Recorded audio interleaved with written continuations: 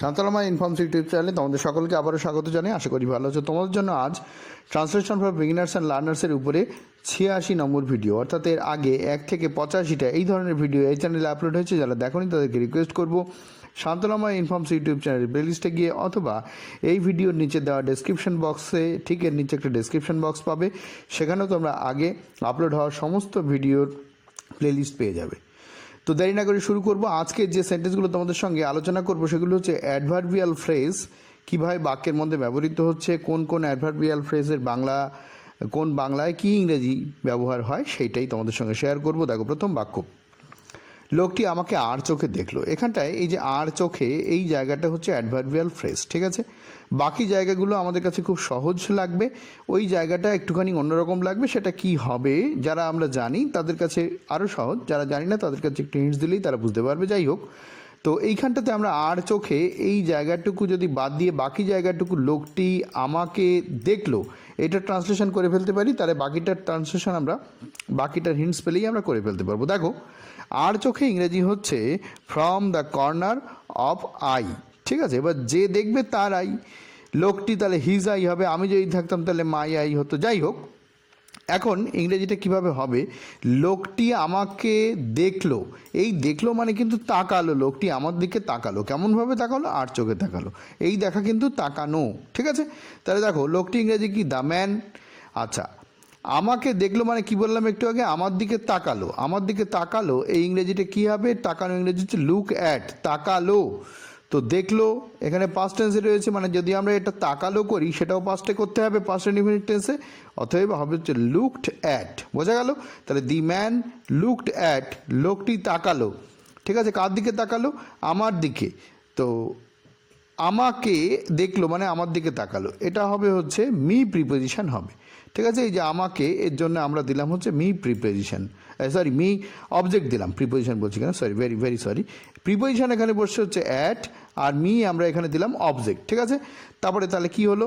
The man looked at me, লোকটি আমার দিকে তাকালো, দ্যাট ইজ আমাকে দেখলো, ঠিক আছে। কেমনভাবে? আর চোখে একটু আগে হিন্টস দিয়ে দিয়েছি। দেখো, from the corner of his eye, okay. এই হিজ কেন হলো? এই হিজটা হচ্ছে দি ম্যানকে বোঝাচ্ছে, তাই এখানে হিজ হলো। দি ম্যানের জায়গায় যদি এখানে দ্য লেডি থাকতো তাহলে হার হতো, আই থাকলে মাই হতো, তাই না? এইরকম। পরের বাক্য, তিনি কবিতাটি ছদ্ম নামে লিখেছেন। দেখো, এই যে ছদ্ম নামে কথাটা রয়েছে, এইটুকু বাদ দিয়ে বাকিটা সহজ।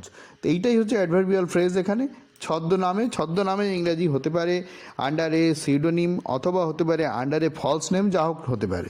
বাকিটা আমরা করে ফেলি। তিনি কবিতাটি লিখেছেন, ঠিক আছে। তো এইটা তোমাদের মনে হচ্ছে প্রেজেন্ট পারফেক্ট টেন্সে হবে, তো করতে পারো, অসুবিধা নেই, প্রেজেন্ট ইনডিফিনিট টেন্সে করলেও হবে। আমি এটাকে প্রেজেন্ট ইনডিফিনিট টেন্সেই করছি। দেখো, তিনি লিখেছেন মানে লিখেছিলেন কবিতাটি। ভিডিও পজ করে তোমরা অবশ্যই ট্রাই করবে, আশা করি করে নিয়েছো। এবার দেখো, তিনির জন্যে আমরা, এই যে তিনির জন্য আমরা লিখলাম এখানে সি লিখতে হবে এমন কোনো কথা নেই, হিও লিখতে পারো। লিখেছিলেন তাহলে রোট কবিতাটি, দ্য পোয়েম, তাই না? তাহলে শি রোট দ্য পোয়েম মানে তিনি লিখেছিলেন কবিতাটি। বাকি কি আছে? বাকি আছে হচ্ছে ছদ্মনামে, একটু আগেই বলে দিলাম হিন্টস। ছদ্মনামে তোমরা লিখতে পারো আন্ডার এ সিউডোনিম, এটুকু লিখে ফুল স্টপ দিতে পারো, অথবা লিখতে পারো এটা সম্পূর্ণ বাদ দিয়ে, অর বাদ দিয়ে, আন্ডার এ ফলস নেম, ঠিক আছে। দুটোই এরকমভাবে লিখবে না পরীক্ষার খাতায়। তাহলে এইটা কী রকমভাবে আমরা পুরো বাক্যটা আরেকবার লিখে দিই, অরগুলো বাদ দিয়ে। দেখো, হয় এটা নয় এটা, ঠিক আছে। তো দেখো, দেখিয়ে দিই একবার। She wrote the poem under a pseudonym, এভাবে শেষ করতে পারো সেন্টেন্সটা, অথবা তোমরা লিখতে পারো she wrote the poem under a false name. আশা করি তোমরা বুঝতে পেরেছো। তাহলে ছদ্মনামের জন্য আমরা এখানে এই যে আন্ডার এ ফলস নেম, বা আগেরটা যেটা করলাম আন্ডার এ সিউডোনিম, যে কোনো একটা রাখতে পারো। এই অ্যাডভার্বিয়াল ফ্রেজটা এখানে ব্যবহৃত হচ্ছে, ঠিক আছে। পরের বাক্য, আমি অঙ্গীকার করছি যে চাওয়া মাত্র তোমাকে 10 টাকা দেবো। এই যে চাওয়া মাত্র, এইটা হচ্ছে এখানে অ্যাডভার্বিয়াল ফ্রেজ হিসেবে ব্যবহৃত হবে। এখানটাতে যে বাকি কথাগুলো রয়েছে সেগুলো আমরা দেখে নিই। আমি অঙ্গীকার করছি, অঙ্গীকার করা হচ্ছে প্রমিস করা, ঠিক আছে। তোমাকে হচ্ছে ইউ, তাই না? 10 টাকা দেবো, 10 টাকা ইংরেজি সবাই জানো। আচ্ছা, এইখানে টাকা দেওয়া ইংরেজিটা আমরা গিভ না করে আমরা পে করব, কারণ টাকা দেওয়ার ব্যাপারটা পে করতে হয়, সেটা ভালো হয়, ঠিক আছে। আর অঙ্গীকার করছি, যে অঙ্গীকার করা মানে কি একটু আগেই বললাম প্রমিস করা, অনেক হিন্টস দিয়ে দিয়েছি। তোমরা এবার ট্রাই করো। চাওয়া মাত্র ইংরেজি হচ্ছে জাস্ট ওয়ান ডিমান্ড, ঠিক আছে। ভিডিও পজ করে ট্রাই করো, আশা করি করে নিয়েছো। এবার দেখো, আই প্রমিস, ঠিক ঠিক আছে। আচ্ছা, আমি অঙ্গীকার করছি যে, এই যের জন্য তোমাদের মনে হচ্ছে যে দ্যাট আনতেই হবে, না এনেও হয়, এনেও কীভাবে হয় আমি দেখিয়ে দিচ্ছি। তো দ্যাট না এনে আমরা যদি করি, দেখো বাংলাতে এখানে করছি যে কমা রয়েছে, ইংরেজিতে সবসময় যে এরকম যের জন্য দ্যাট আনতে হবে, কমা দিতে হবে, এরকম কিন্তু হয় না। ইংরেজি ভাষা তার নিজস্ব গতিতে চলে। দেখো আই প্রমিস মানে আমি অঙ্গীকার করছি। কী জন্যে অঙ্গীকার করছি? দিতে তোমাকে, টু পে ইউ। এইটুকুর মানে হচ্ছে আমি অঙ্গীকার করছি তোমাকে দেওয়ার জন্য, মানে তোমাকে দিতে অঙ্গীকার করছি। ঠিক আছে, কি দেবে? পে মানে হচ্ছে অর্থ দেওয়া। কি দেবে? 10 টাকা, 10 রুপিস। ওকে, তারপরে বাকি কি আছে? বাকি আছে চাওয়া মাত্র, এই যে অ্যাডভার্বিয়াল ফ্রেজ। এই চাওয়া মাত্র ইংরেজিটা একটু আগেই বলে দিলাম, অন ডিমান্ড। ঠিক আছে, তোমাদের যদি কারোর মনে হয় যে করছি যে এই যেটার জন্য আমরা দ্যাট নিয়ে আসবো, তাহলে সেটাও তোমাদের দেখিয়ে দিই। দেখো আই প্রমিস দ্যাট, আমি প্রমিস করছি যে, অর্থাৎ আমি অঙ্গীকার করছি যে, হয়ে গেল এই পর্যন্ত। ঠিক আছে, আমি অঙ্গীকার করছি যে, এই পর্যন্ত আমরা লিখে দিলাম আই প্রমিস দ্যাট। ওকে, আচ্ছা এখানে আরেকটা কথা বলে রাখি, আমি অঙ্গীকার করছি যে এটা কিন্তু প্রেজেন্ট ইনডিফিনিট টেন্সে করতে হবে। প্রেজেন্ট কন্টিনিউয়াস টেন্সে আই অ্যাম প্রমিসিং এই বাক্য হয় না। ঠিক আছে, এটা বাংলায় মনে হচ্ছে একদম প্রেজেন্ট প্রোগ্রেসিভ টেন্স বা প্রেজেন্ট কন্টিনিউয়াস টেন্স, কিন্তু ইংরেজিতে করবার সময় যখন আমরা প্রমিস ভার্ব দিয়ে করব, তখন এটা আমাদের করতে হয় present indefinite tense.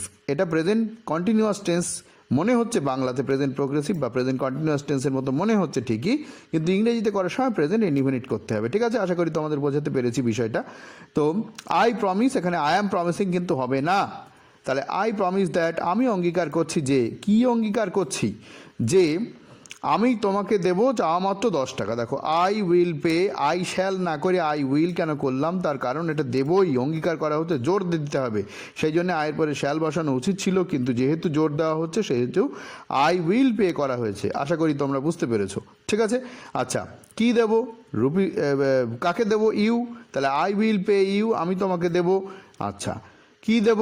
10 rupees on demand. আশা করি তোমরা বুঝতে পেরেছো। পরের বাক্য, তিনি ছদ্মনামে বাড়ির বাইরে গেলেন। এই যে গেলেন, ঠিক আছে, এটাও কিন্তু পাস্ট ইনডিফিনিট টেন্সে আমরা করব। ছদ্মবেশে ইংরেজি হচ্ছে ইন ডিসগাইজ। বাকি অংশটা তোমাদের পারার কথা, ভিডিও পজ করে ট্রাই করো, আশা করি করে নিয়েছো। এবার দেখো দেখো মেলাও। তাহলে হি ওয়েন্ট, তিনি গেলেন। হি ওয়েন্ট, গো ভার্বের পাস্ট ফর্ম, পাস্ট ইনডিফিনিট টেন্সে করলাম আমরা। আচ্ছা কোথায় গেলেন? বাড়ির বাইরে। ইংরেজিটা কি? আউট অফ হিজ হাউস, তাই না? আউট অফ মানে হচ্ছে বাড়ি, কার বাড়ির বাইরে? তার বাড়ি। তাহলে আউট অফ হিস হাউস, এটুকুর মানে কি হচ্ছে? He went out of his house. এটা আশা করি তোমরা এটা বুঝতে পেরেছো। বাকি অংশ একটুখানি ছদ্মবেশের জন্য আমরা কি করব? In disguise. তাহলে ইন ডিসগাইজটা আমরা অ্যাডভার্বিয়াল ফ্রেজ এখানে ব্যবহার করলাম এই ছদ্মবেশের জন্য। পরের বাক্য, রোগীটি এখন লাঠি ধরে চলতে পারে। ঠিক আছে, লাঠি ধরে হচ্ছে অন এ স্টিক, এইটুকু আমরা করে নেব। ঠিক আছে, এটুকু করলেই হয়ে যাচ্ছে, অন এ স্টিক, তাহলেই লাঠি ধরে হয়ে যাবে, আর ওটাই অ্যাডভার্বিয়াল ফ্রেজ। বাকি অংশ কি আছে? রোগীটি এখন চলতে পারে, এটা তোমাদের ভেবে করতে হবে। আশা করি তোমরা পারবে। ভিডিও পজ করো, ভিডিও পজ করে ট্রাই করো, আশা করি করে নিয়েছো। মেলাও। দ্য পেশেন্ট ক্যান, রোগীটি পারে। ঠিক আছে, রোগীটি কি পারে? এই যে রোগীটি এখন লাঠি ধরে চলতে পারে, পারে হয়ে গেল প্রেজেন্ট ইনডিফিনিট টেন্সে আছে এটা। আচ্ছা এখন, এই এখনের জন্য আমাদের একটা নাও আনতে হবে এখানে, তাই না? তাহলে নাও, দ্য পেশেন্ট ক্যান নাও, রোগীটি পারে এখন কি করতে পারে? চলতে পারে। এই চলা ইংরেজি হচ্ছে ওয়াক। ওকে, আচ্ছা তারপরে কি বলছে? লাঠি ধরের জন্য কি একটু আগে হিন্টস দিয়ে দিলাম, অন এ স্টিক। এই on a stick adverbial phrase, এই যে লাঠি ধরে, সেটা এখানে আমরা এইভাবে ব্যবহার করলাম।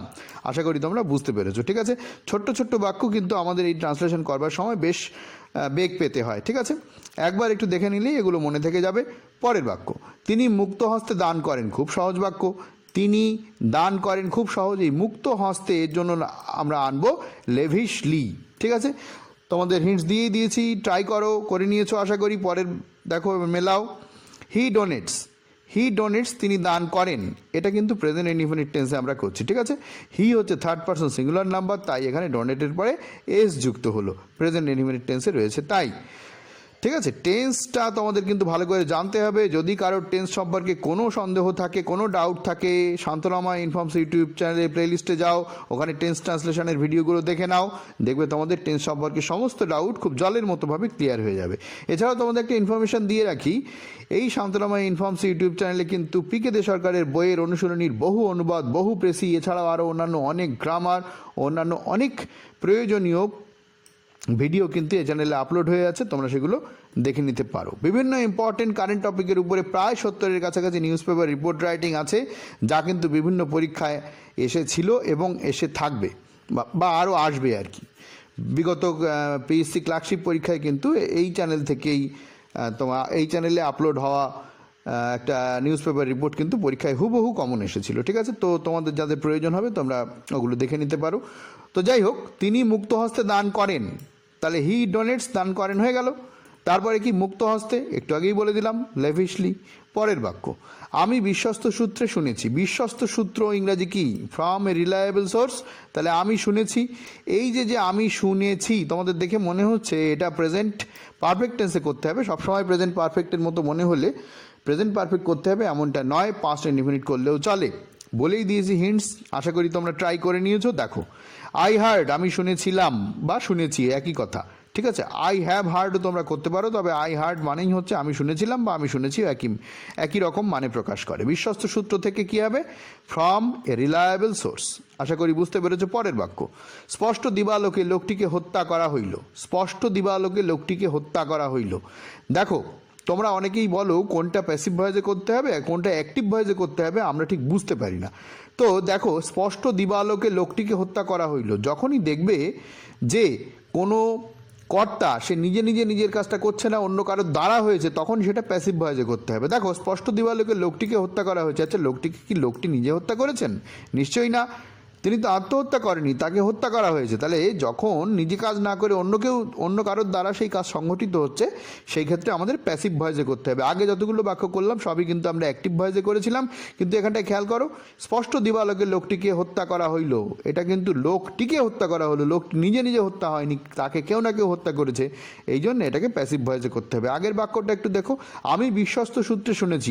আমি বিশ্বস্ত সূত্রে শুনেছি মানে আমি নিজেই শুনেছি, নিজেই করেছি, সুতরাং এক্ষেত্রে কিন্তু প্যাসিভ ভয়েসের কোনো প্রশ্ন উঠছে না, এটা অ্যাক্টিভ ভয়েসেই থাকছে।